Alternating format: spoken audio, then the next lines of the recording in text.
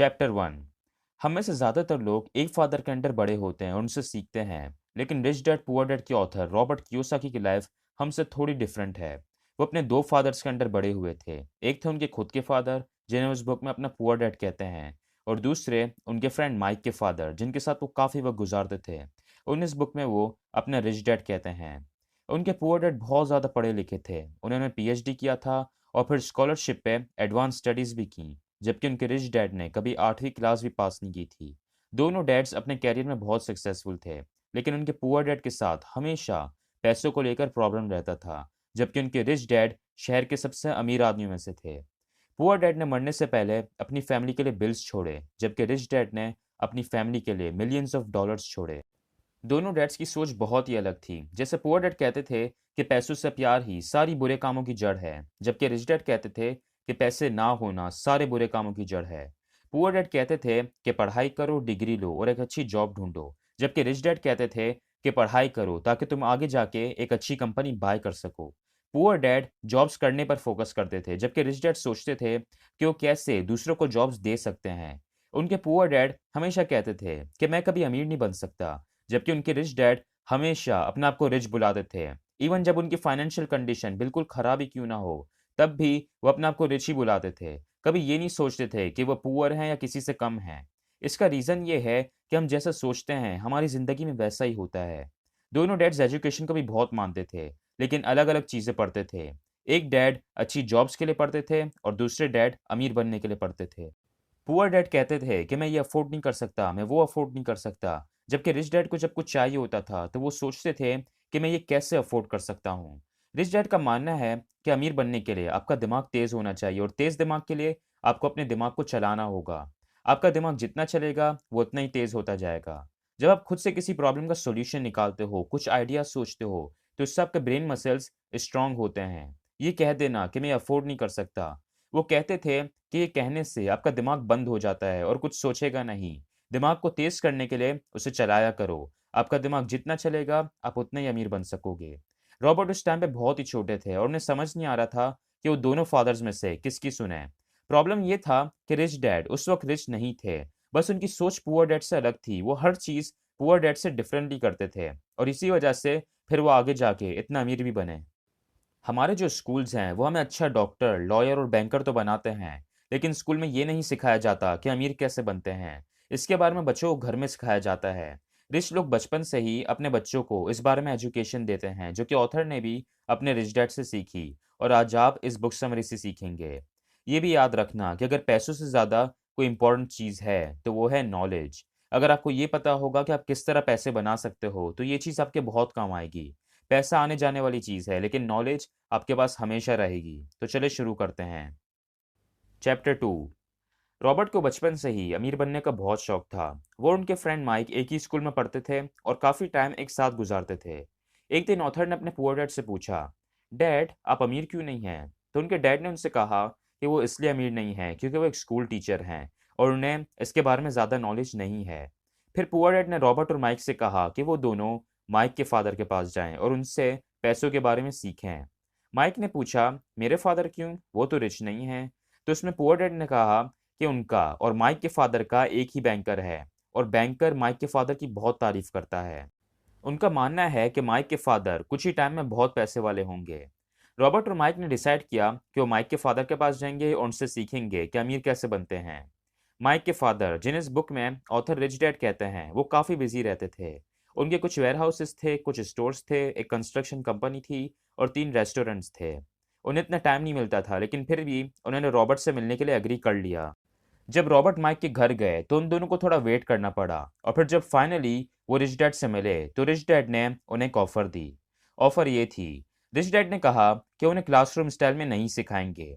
Robert और mic को उनके लिए काम करना पड़ेगा उनके स्टोर पे, और बदले में वो उन्हें 1 घंटे के 10 सेंट्स देंगे और रिच बनना सिखाएंगे। रॉबर्ट और माइक ने ऑफर एक्सेप्ट कर ली और फिर हर सैटरडे रिच डैड के स्टोर पे काम करते। वो वहां जाके सफाई वगैरह करते थे। रॉबर्ट और माइक की यही रूटीन चलती रही और काफी दिनों तक उन्होंने यही किया। 4 हफ्ते बाद रॉबर्ट इस रूटीन से थक चुके थे, क्योंकि ना तो उन्हें इस काम के बहुत अच्छे पैसे मिल रहे थे और ना ही रिच डैड उन्हें कुछ सिखा रहे थे। उन्होंने 4 हफ्तों से रिच डैड को देखा तक नहीं था। रॉबर्ट ने माइक से कहा कि वो ये काम छोड़ रहा है। ये सुन के माइक को हंसी आने लगी और ये देख के रॉबर्ट को गुस्सा आया। उन्होंने गुस्से में माइक से पूछा कि वो क्यों हंस रहा है। माइक ने कहा कि उसके फादर को शुरू से इसके बारे में पता था। रिच डैड ने माइक से कहा था कि रॉबर्ट काम छोड़ देगा और जब वो ऐसा करे तो माइक रॉबर्ट को उनके पास लेकर आए। रॉबर्ट को समझ नहीं आ रहा था कि आखिर रिच डैड ने ऐसा क्यों किया, क्यों उनसे फजूल में इतना काम करवाया और कुछ सिखाया भी नहीं। ऑथर के जो रियल पुअर डैड थे वो भी बहुत गुस्से में थे और उन्होंने रॉबर्ट से कह दिया था कि वो ये काम छोड़ दें। सैटरडे को रॉबर्ट फिर से रिच डैड से मिले और इस बार काफी गुस्से में थे। उन्होंने रिच डैड से कहा, मैंने आपके लिए काम किया, अपने बेसबॉल गेम्स मिस किए, इतनी मेहनत की और बदले में आपने मुझे कुछ भी नहीं सिखाया। आप भी बस दूसरों की तरह लालची हो। रॉबर्ट ने अपना सारा गुस्सा रिच डैड पर निकाल दिया और फिर रिच डैड ने कहा, रॉबर्ट तुम मेरे वर्कर्स की तरह बिहेव कर रहे हो। फिर रॉबर्ट ने कहा कि पैसे बढ़ाना तो अलग बात है, लेकिन रिच डैड ने उन्हें कुछ सिखाया भी नहीं। तो उसके रिप्लाई में रिच डैड ने कहा कि वो रॉबर्ट और माइक को पहले दिन से सिखा रहे हैं। इस पे रॉबर्ट ने हैरान होकर बोला, आपने हमें कब सिखाया, आपने तो हमसे बात भी नहीं की। रिच डैड ने कहा, रॉबर्ट सिखाने का मतलब सिर्फ ये नहीं होता कि आप किसी को कोई लेक्चर दो, मैंने तुम्हें लाइफ का एक एक्सपीरियंस दिया है। रॉबर्ट को समझ नहीं आ रहा था कि रिच डैड क्या बात कर रहे हैं, कौन सा एक्सपीरियंस क्या सिखाया है। रॉबर्ट ने रिच डैड से बिल्कुल क्लियरली कह दिया, मैंने स्टोर पे काम करके आखिर क्या सीखा है, आप मेरे पैसे बढ़ाएं, मुझे सिखाएं, वरना मैं ये काम छोड़ दूंगा। रिच डैड ने कहा, देखो ज़्यादातर लोग यही करते हैं क्योंकि उन्हें ऐसा लगता है कि ज़्यादा पैसे आने से उनकी प्रॉब्लम सॉल्व हो जाएंगी।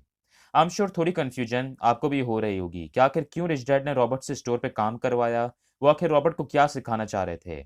बेसिकली यहाँ पे रिच डैड रॉबर्ट को बता रहे हैं कि ज़्यादातर लोग क्यों पुअर रह जाते हैं, वो क्या गलती करते हैं। रिच और पुअर में एक सबसे बड़ा फर्क ये होता है कि पुअर लोग सारी जिंदगी पैसों के लिए काम करते हैं, जबकि रिच लोग पैसों के लिए काम नहीं करते, पैसा उनके लिए काम करता है।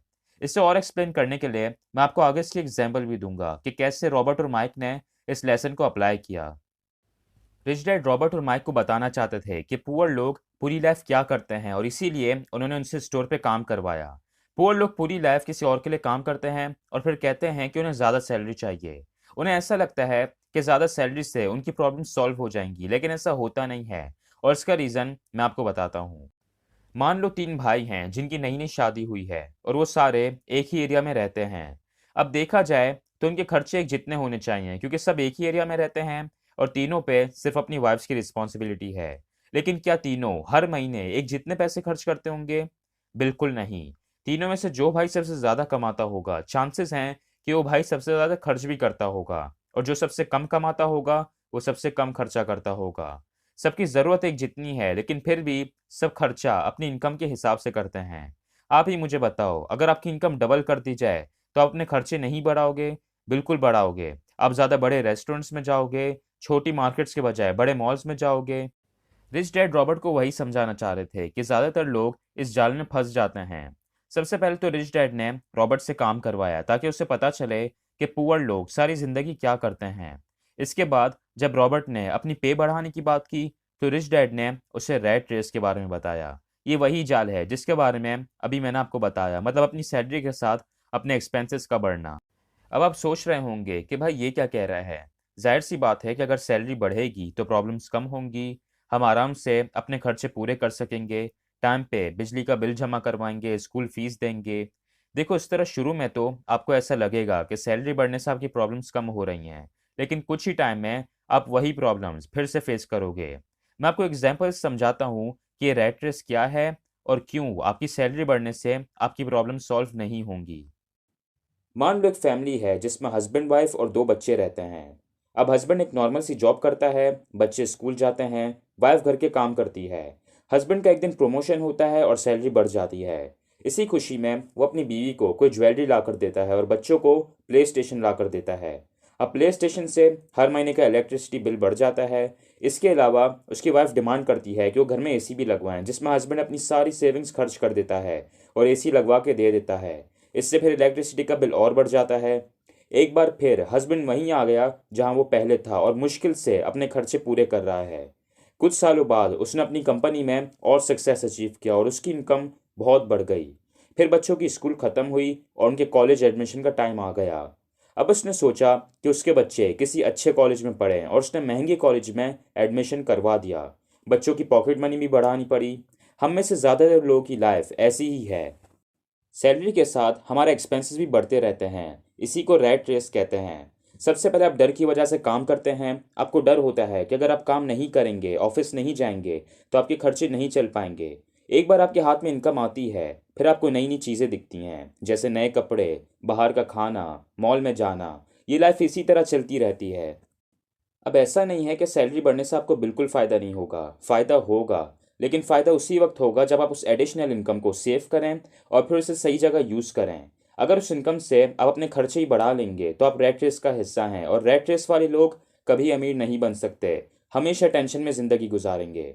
आप ये भी सोच रहे होंगे कि यार ये क्या बात हुई, अमीर लोग क्या नया घर नहीं लेते, नई गाड़ियाँ नहीं चलाते? बिल्कुल चलाते हैं, और वो भी खर्चे करते हैं। लेकिन उसका भी एक सही तरीका होता है, सही वक्त होता है, जिसके बारे में हम नेक्स्ट चैप्टर में बात करेंगे। इस चैप्टर से आपने दो बातें सीखनी है।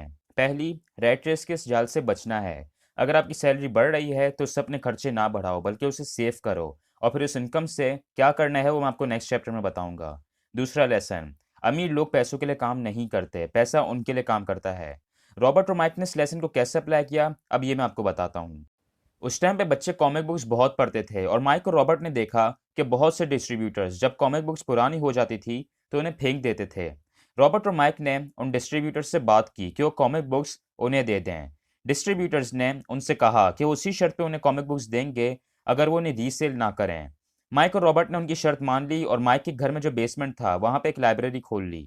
वहाँ पे बच्चों को 10 सेंट्स पे करने होते थे, और फिर 2 घंटे में वो जितनी चाहे कॉमिक बुक्स पढ़ सकते थे।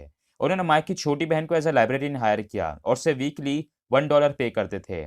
मैं ये बता दूं कि 1956 की बात है, और जिस टाइम पे रॉबर्ट और माइक ने लाइब्रेरी खोली थी, उस टाइम पे वो रिच डैड के स्टोर पे भी काम करते थे, और इस बार उन्हें कुछ भी नहीं मिल रहा था।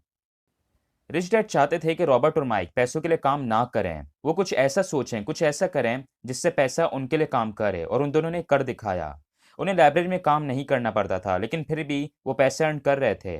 उन्होंने माइक की सिस्टर को हायर किया हुआ था और उससे पैसे दे रहे थे। इन अदर वर्ड्स, पैसा उनके लिए काम कर रहा था और उन्हें और ज़्यादा पैसा कमा के दे रहा था। इसलिए आप भी सोचें कि पैसा किस तरह आपके लिए काम कर सकता है, आप कैसे सही जगह पैसे इन्वेस्ट कर सकते हैं। कोई आइडिया निकालें, थोड़ी रिसर्च करें, या किसी एक्सपीरियंस बंदे से पूछें जिसमें पैसा आपके लिए काम करे। चैप्टर 3। 1923 में एक मीटिंग हुई थी। इस मीटिंग में उस टाइम के सबसे अमीर और पावरफुल लोग आए थे। इनमें थे चार्ल्स स्क्वाब, जो उस टाइम पे स्टील कंपनी के प्रेसिडेंट थे। सैमुअल इंसुल, जो सबसे बड़ी यूटिलिटी के प्रेसिडेंट थे। हार्वर्ड हॉब्सन, जो सबसे बड़ी गैस कंपनी के प्रेसिडेंट थे। लियोन फ्रेजर, जो एक बैंक प्रेसिडेंट थे। रिचर्ड व्हाइटनी, न्यूयॉर्क स्टॉक एक्सचेंज के प्रेसिडेंट। इसके अलावा इस मीटिंग में थे इवर क्रूगर, अर्थर कॉटन, जेसी लिवरमोर और एल्बर्ट फॉल। ये सारे लोग उस टाइम के सबसे अमीर आदमी थे। इस मीटिंग के 25 साल बाद इन सब की यह हालत थी। चार्ल्स स्कॉप की डेथ हो गई, और जब उनकी डेथ हुई तो उनके पास एक भी पैसा नहीं था। यहाँ तक कि अपनी ज़िंदगी के आखिरी 5 साल उन्होंने कर्जा लेकर गुजारी। ईवर क्रूगर और अर्थर कॉटन, ये दोनों भी जब मरे तो उनके पास एक भी पैसा नहीं था। रिचर्ड व्हाइटनी और एल्बर्ट फॉल दोनों जेल से छूटे थे।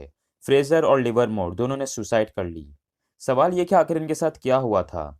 ये मीटिंग 1923 में हुई थी, और 1929 में यूएसए की इकोनॉमी क्रैश हो गई थी और बहुत से लोग रास्ते पे आ गए थे। ये नुकसान बाकी लोगों के साथ साथ इन अमीर लोगों को भी हुआ था, और इससे इनकी ज़िंदगी पे बहुत फ़र्क पड़ा। अब ये सारे तो बहुत ज़्यादा अमीर लोग थे, लेकिन इनके साथ जो हुआ वो बहुत से लोगों के साथ होता है। बहुत से ऐसे बॉक्सर्स और स्पोर्ट्समैन हैं जिनके पास एक टाइम पे मिलियंस होते हैं, लेकिन फिर कुछ ही सालों में उनके पास एक भी पैसा नहीं बचता और वो नॉर्मल सी जॉब्स कर रहे होते हैं। बहुत से ऐसे पुअर और मिडिल क्लास लोग हैं जिन्हें लॉटरीज लगती हैं और उनके पास बहुत पैसा आ जाता है, लेकिन फिर एक वक्त आता है जब उनकी वही पहले जैसी हालत हो जाती है। ऐसा इसलिए होता है क्योंकि लोग पैसों पे बहुत ज़्यादा फोकस करते हैं, जबकि ऑथर एडवाइस करते हैं कि आप पैसों पे नहीं, अपनी फाइनेंशियल एजुकेशन पे फोकस करो। फाइनेंशियल एजुकेशन का मतलब है कि आपको अपनी पैसा ग्रो करना आना चाहिए, उसे संभालना आना चाहिए। अगर आपके पास पैसा है और फाइनेंशियल एजुकेशन नहीं है, तो फिर वो पैसा आपके पास ज़्यादा टाइम तक नहीं रहेगा। बहुत से लोग ऑथर से पूछते हैं कि वो कैसे स्टार्ट ले सकते हैं, कैसे मिलियनर बन सकते हैं, फाइनेंशियली फ्री हो सकते हैं। उन सबको ऑथर वही बताते हैं जो उनके रिच डैड उन्हें बताते थे। वो कहते हैं कि अपनी फाइनेंशियल एजुकेशन पे फोकस करो। ये जो फाइनेंशियल एजुकेशन का सब्जेक्ट है, ये आप एक बार में नहीं सीखते, इसे सारी ज़िंदगी सीखते रहते हैं। इसके लिए पैसों से रिलेटेड बुक्स पढ़ो, अमीर लोगों से सीखो, सेमिनार्स अटेंड करो। ये सब्जेक्ट सिर्फ पढ़ के नहीं सीखा जाता, बल्कि आपको एक्शन भी लेना होगा।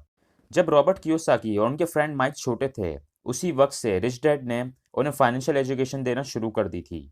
एक दिन रॉबर्ट ने रिच डैड से पूछा कि अमीर बनने का सबसे बड़ा सीक्रेट क्या है। तो उस पर रिच डैड ने कहा, अमीर बनने का सिर्फ एक ही सीक्रेट है, वो ये कि आपको एसेट्स और लाइबिलिटीज के बीच का डिफरेंस पता होना चाहिए और आपको एसेट्स बाय करना है। वैसे फाइनेंशियल एजुकेशन का सब्जेक्ट बहुत ही डीप है, लेकिन ये जो प्रिंसिपल है ये अमीर लोगों का सबसे बड़ा सीक्रेट है। रिच डैड कहते हैं कि ये सबसे इंपॉर्टेंट रूल है और अमीर बनने के लिए ये सिर्फ एक ही रूल है। अगर इसे फॉलो करोगे तो आप रिच बन जाओगे। अब क्वेश्चन ये है कि ये एसेट और लाइबिलिटी क्या है। एसेट मतलब कोई भी ऐसी चीज़ जिससे आपके पास पैसे आए। जैसे मान लो आपके पास एक घर है जिसे आपने रेंट पे दे दिया, अब हर महीने आपको उसका रेंट मिलेगा, तो ये एक एसेट है।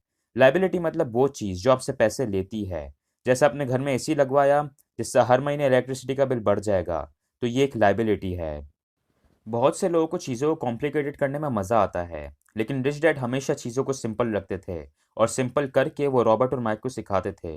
अगर आप किसी अकाउंटेंट से एसेट और लायबिलिटी की डेफिनेशन पूछेंगे तो शायद आपको कोई और जवाब मिले, लेकिन रिच डैड की डिक्शनरी में एसेट और लायबिलिटी का यही सिंपल मीनिंग है। तो अगर आपको अमीर बनना है तो सिंपली अपनी लाइफ में एसेट्स बाय करो, और अगर गरीब रहना है तो लायबिलिटीज़ बाय करो। अब आप सोच रहे होगे कि यार ये क्या बात हुई, अमीर लोगों के घर में क्या एसी नहीं लगा होता, उनके पास गाड़ियाँ और लग्जरीज नहीं होती? बिल्कुल होती हैं। अमीर लोग बहुत सी लग्जरीज बाय करते हैं और रॉबर्ट कियोसाकी के पास भी बहुत सी गाड़ियाँ और लग्जरीज हैं। लेकिन वो कहते हैं कि अमीर लोग उसी वक्त लग्जरीज बाय करते हैं जब उनके एसेट्स में से एक्सेस इनकम आ रही हो। उनके पास इतने एसेट्स होते हैं कि उनके एक्सपेंसेस तो निकल जाते हैं, लेकिन साथ ही उनके पास और भी बहुत पैसे बच जाते हैं और फिर उससे वो लग्जरीज बाय करते हैं। जब पुअर लोग पूरा महीना काम करके सैलरी अर्न करते हैं तो उससे वो एक्सपेंसेस पूरे करते हैं। जब मिडिल क्लास के पास इनकम आती है तो उससे वो एक्सपेंसेस पूरे करते हैं और लाइबिलिटीज बाय करते हैं, जिससे अगेन एक्सपेंसेस बढ़ जाते हैं। जबकि रिच लोगों के पास एसेट्स बहुत ज़्यादा होते हैं। उनके एसेट कॉलम में से जो इनकम आती है, मतलब उनके रियल स्टेट से जो रेंट मिलता है, उनके स्टॉक्स बिजनेसेस, इन सब से जो इनकम आती है उससे वो एक्सपेंसेस पूरे करते हैं और बची हुई इनकम से फिर से एसेट्स बाय कर लेते हैं। इससे लग्जरीज आप उसी वक्त बाय कर सकते हो जब आपका एसेट कॉलम बहुत बढ़ जाए। इसके अलावा लास्ट चैप्टर में हमने रैट रेस के बारे में बात की थी कि क्यों इनकम बढ़ने से लोग की प्रॉब्लम सॉल्व नहीं होती। वो सॉल्व इसलिए नहीं होती क्योंकि वो उस एडिशनल इनकम से वही लाइबिलिटीज बाय कर लेते हैं। आपके पास जब एडिशनल इनकम आए तो आपको उसे एसेट्स बाय करने हैं। एसेट की बेसिक डेफिनेशन मैंने आपको बता दी है। अब एसेट्स कौन से बाय करने हैं ये आप पर डिपेंड करता है। जैसे ऑथर मोस्टली रियल स्टेट और स्टॉक्स बाय करते हैं। आप एसेट्स पे थोड़ी रिसर्च करो और अपने एसेट कॉलम को बिल्ड करना शुरू करो। ज़रूरी नहीं है कि एसेट्स में आप घर ही खरीदो। मोस्टली लोगों के लिए वो करना भी इम्पॉसिबल होगा। एसेट्स के लिए बहुत से ऑप्शंस हैं, आपको थोड़ा सर्च करना होगा, कुछ सोचना होगा। जैसे रॉबर्ट और माइक ने एक लाइब्रेरी खोली थी, वो भी एक एसेट था। उससे उनके पास इनकम आ रही थी और वो भी बिना काम करे। बहुत से लोग सोचते हैं कि जॉब भी एक एसेट है, लेकिन जॉब कोई एसेट नहीं है। एसेट ऐसा होना चाहिए जहां आपके पास बिना काम करे इनकम आए। ऑथर ये भी कहते हैं कि एसेट्स ऐसे बाय करो जो आपको पसंद हो, जिनमें आपका इंटरेस्ट हो। ऐसे एसेट्स को आप सही से मैनेज कर पाओगे। इस चैप्टर में हमने दो इंपॉर्टेंट बातें सीखी हैं। पहली, अमीर बनने के लिए सबसे इंपॉर्टेंट है फाइनेंशियल एजुकेशन।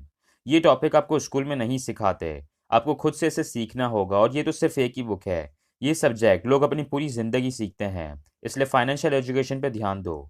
दूसरा लेसन, अमीर बनने के लिए एसेट्स खरीदो और लग्जरीज उसी वक्त खरीदना जब आपके एसेट्स बहुत बढ़ जाएं। चैप्टर 4।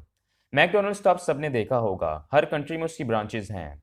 1974 में रे क्रूक, जो कि मैकडोनल्ड्स के ओनर हैं, उन्हें एक यूनिवर्सिटी में पब्लिक स्पीकिंग के लिए बुलाया था और वहाँ सारे एमबीए के स्टूडेंट्स बैठे थे। पब्लिक स्पीकिंग खत्म होने के बाद स्टूडेंट्स ने रे को ऐसे ही ड्रिंक के लिए इनवाइट किया, तो फिर वो सारे वहाँ गए और काफ़ी देर तक बैठे। बातों बातों में रे ने स्टूडेंट्स से पूछा, क्या मुझे कोई बता सकता है कि मेरा क्या बिजनेस है? तो इस सवाल पे सारे स्टूडेंट्स हंसने लगे और फिर एक ने कहा, रे, किसे नहीं पता कि तुम्हारा बिजनेस बर्गर सेल करने का है? तो उस पे रे ने कहा, गलत, मेरा बिजनेस बर्गर सेल करने का नहीं है, मेरा बिजनेस है रियल एस्टेट। वैसे मैकडोनल्ड्स में बर्गर्स ही मिलते हैं, लेकिन एक चीज़ जिसका रे बहुत ज़्यादा ख्याल रखते हैं वो थी फ्रेंचाइज की लोकेशन। मैकडोनल्ड्स की बहुत सी फ्रेंचाइजेज हैं और अगर किसी भी फ्रेंचाइज को सक्सेसफुल बनाना है तो उसकी लोकेशन सबसे ज़्यादा इंपॉर्टेंट है। जब किसी भी कंट्री में कोई मैकडोनल्ड्स खोलता है तो उस ज़मीन को, उस रियल एस्टेट को मैकडोनल्ड्स के नाम से बाय करता है। इसी वजह से आज मैकडोनल्ड्स के पास इतना रियल एस्टेट है जितना पूरी दुनिया में किसी के पास नहीं है। अगर रे क्रोक सिर्फ बर्गर्स बनाने पर ध्यान देते तो शायद वो कभी इतना अमीर नहीं बन पाते, लेकिन उन्होंने अपने एसेट कॉलम को बिल्ड किया है। मैकडॉनल्ड्स के रियल एस्टेट बढ़ते जा रहे हैं, जिसकी वजह से उनके एसेट्स और इनकम भी बढ़ रही है। रिच डैड बचपन में रॉबर्ट को भी यही सिखाते थे। इस चैप्टर में ऑथर ने अमीर लोगों का सीक्रेट 3 बताया है, जो है माइंड योर ओन बिजनेस, मतलब अपने एसेट कॉलम को बिल्ड करो। अब ये पॉइंट हम ऑलरेडी लास्ट चैप्टर में डिस्कस कर चुके हैं, लेकिन इस चैप्टर में आपको उसी से रिलेटेड कुछ इंपॉर्टेंट लेसन मिलेंगे। सबसे पहले तो ये जान लो कि एक इंसान का प्रोफेशन और बिजनेस दोनों अलग अलग होते हैं। बहुत से लोग अपने प्रोफेशन को बिजनेस समझते हैं। जब ऑथर लोगों से पूछते हैं कि उनका क्या बिजनेस है, तो वो कहते हैं कि मैं बैंकर हूँ, मैं टीचर हूँ। लेकिन ये इनका बिजनेस नहीं है, क्योंकि वो बैंक में काम करते हैं, उसके मालिक नहीं हैं। हमारे यहाँ लोग इसलिए पुअर रह जाते हैं क्योंकि उनके पास कोई एसेट या बिजनेस नहीं होता। वो अपनी पूरी लाइफ किसी और के लिए काम करते हैं और इस पर्सन को अमीर बनाते हैं, फिर गवर्नमेंट को टैक्सेस पे करते हैं, और फिर एंड में उनके पास कुछ नहीं बचता। ज़्यादातर लोग स्कूल और कॉलेज में जाते हैं और जो पढ़ते हैं वही बन जाते हैं। अगर लॉ पढ़ रहे हैं तो लॉयर, मेडिकल की फील्ड में है तो उससे रिलेटेड प्रोफेशन। ऐसे नहीं है कि आपको ये सब नहीं करना चाहिए। ऑथर कहते हैं कि हर सोसाइटी में डॉक्टर, लॉयर, बैंकर, इन सब की ज़रूरत होती है, इसलिए आपको भी ये करना चाहिए। लेकिन साथ ही आपके पास अपने भी कोई एसेट्स होने चाहिए जहाँ पे आपको बिना काम करे इनकम मिले। रिच लोग सिर्फ अपने एसेट्स पे फोकस करते हैं, जबकि पुअर और मिडिल क्लास अपनी सैलरीज पे फोकस करते हैं। वो चाहते हैं कि उनकी सैलरी बढ़ जाए, और अगर बढ़ भी जाए तो उससे कोई फायदा नहीं होता, क्योंकि उससे वो अपने एक्सपेंसेस ही बढ़ा लेते हैं। ज़्यादा सैलरी का उसी वक्त फायदा होगा अगर आप उस एडिशनल इनकम से एसेट्स बाय करो। यहाँ पे ऑथर ने एक और बात बताई है। वो कहते हैं कि जब भी आप जिंदगी में दूसरों से कुछ अलग करते हो तो प्रॉब्लम्स आती हैं। एक बार ऑथर को लोन की ज़रूरत थी, तो उन्होंने बैंक में लोन के लिए अप्लाई किया, लेकिन बैंक वालों ने उन्हें मना कर दिया, और सिर्फ इस वजह से मना किया क्योंकि ऑथर ने रियल स्टेट में बहुत पैसा इन्वेस्ट किया हुआ था। बैंक वालों को ये चीज़ अच्छी नहीं लगी कि सिर्फ एक इंसान अकेला रियल स्टेट से इतना पैसा कमा रहा है। इसलिए याद रखना कि अगर आप लोगों के साथ चलोगे तो आपको सपोर्ट करेंगे, लेकिन फिर आप उन्हीं की तरह बन जाओगे, उन जैसी ज़िंदगी गुजारोगे। लेकिन अगर आप दूसरों से अच्छी ज़िंदगी चाहते हो तो आपको उनसे अलग चलना पड़ेगा। वो आपको सपोर्ट नहीं करेंगे, बहुत सी मुश्किलें आएंगी, शायद आपकी फैमिली भी आपको सपोर्ट ना करे, लेकिन उस रास्ते के आखिर में आपको रिवॉर्ड्स भी फिर अच्छे मिलेंगे। आप में से जो एडल्ट्स इस वीडियो को देख रहे हैं, जो कोई जॉब करते हैं और पैसे कमाते हैं, उनके लिए ऑथर ने एक ही एडवाइस दी है। आप लोग अपनी जॉब कंटिन्यू करें, एक अच्छे हार्ड वर्किंग एम्प्लॉय बने, लेकिन जब सैलरी आए तो उसे पूरा खर्च ना करें, अपने खर्चे कम से कम रखें, पैसे सेव करें और फिर उन पैसों से एसेट्स बाय करें। इसके अलावा अगर आपके कोई बच्चे हैं तो उन्हें भी इस चीज़ के बारे में सिखाइए, उन्हें एसेट्स और लाइबिलिटीज़ के बारे में बताएं। इस बुक में आपने जो सीखा है उनके साथ शेयर करें। जो लोग अभी स्टडी कर रहे हैं वो अपनी स्टडीज़ कंटिन्यू करें, किसी अच्छे प्रोफेशन में जाएं, और जब उनकी जॉब हो जाए तो ज़्यादा से ज़्यादा सेविंग करें, अपने खर्चे कम करें, और फिर उस सेविंग से एसेट्स बाय करें। आप इस चीज़ को जितना जल्दी समझेंगे और अप्लाई करेंगे, आप उतना ही जल्दी रिच बनेंगे। अगर एसेट्स की बात करें तो वो कुछ भी हो सकते हैं जिसमें आपको बिना टाइम दिए पैसे मिलें। जैसे कोई बिजनेस हो सकता है जहाँ आपको हर वक्त काम करने की नीड ना हो और इनकम मिलती रहे। इसकी एग्जांपल है वो लाइब्रेरी जो माइकल रॉबर्ट ने खोली थी। इसके अलावा आप रियल एस्टेट में इन्वेस्ट कर सकते हैं। बहुत से लोगों को लगता है कि रियल एस्टेट इन्वेस्टिंग के लिए बहुत पैसा चाहिए, लेकिन ये सच नहीं है। रियल एस्टेट में इन्वेस्ट करने के भी कुछ तरीके होते हैं।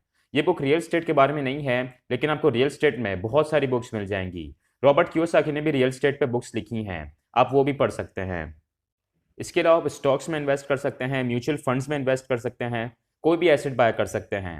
रॉबर्ट कियोसाकी रियल एस्टेट और स्टॉक्स में इन्वेस्ट करते हैं क्योंकि उन्हें उसमें इन्वेस्टमेंट पसंद है। रिच डैड हमेशा रॉबर्ट को एडवाइस करते थे कि एसेट्स ऐसे बाय करने चाहिए जो आपको पसंद हो, जिनमें आपका इंटरेस्ट हो। ऑथर ने जब ग्रेजुएशन कंप्लीट कर लिया तो उसके बाद उन्होंने काफ़ी बड़ी कंपनीज में काम किया, कई सालों तक जॉब्स की, लेकिन साथ ही वो अपने एसेट कॉलम भी बिल्ड करते थे। वो अपनी जॉब के साथ साथ रियल स्टेट्स और स्टॉक्स में भी डील करते थे, उनके बारे में सीखते थे।